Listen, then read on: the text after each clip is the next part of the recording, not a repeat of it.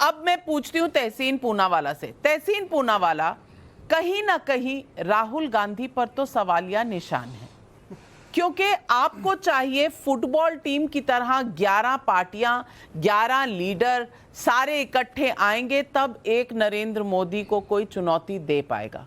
तो तहसीन पूनावाला, 2 बार तो राहुल गांधी जी ने ट्राई किया, क्या इस बार कांग्रेस बड़प्पन दिखाएगी?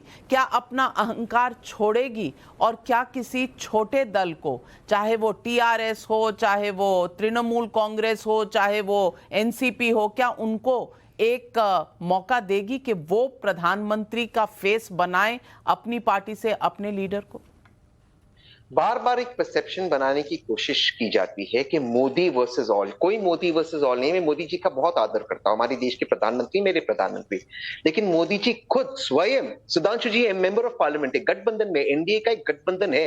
क्या मोदी जी अकेले लड़ रहे हैं? रिज्जू ने बिल्कुल सही कहा। कह दे आज सुधांशु जी मेंबर ऑफ पार्लियामेंट है, कह दे कि हम अकेले लड़ रहे हैं, हमारा किसी से कोई लेना देना नहीं, जैसे रंजन जी ने कहा था।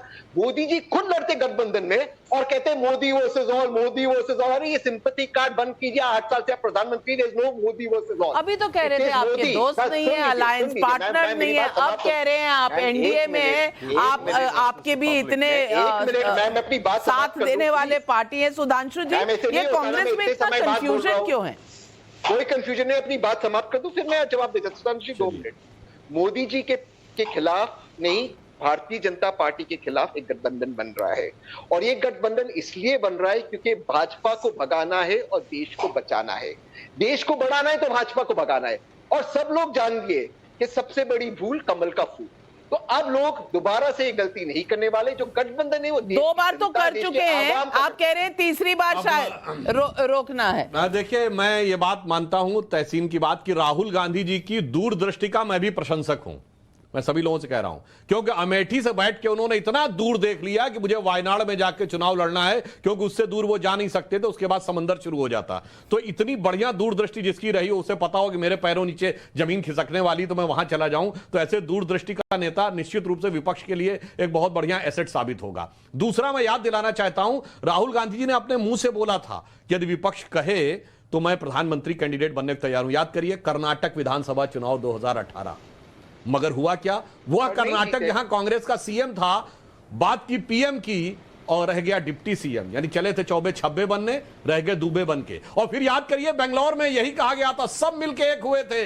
एक साथ बेंगलोर का दृश्य देखिए, बड़े बड़े नेता खड़े हुए थे और बेंगलोर से एक जहाज टेक ऑफ किया था।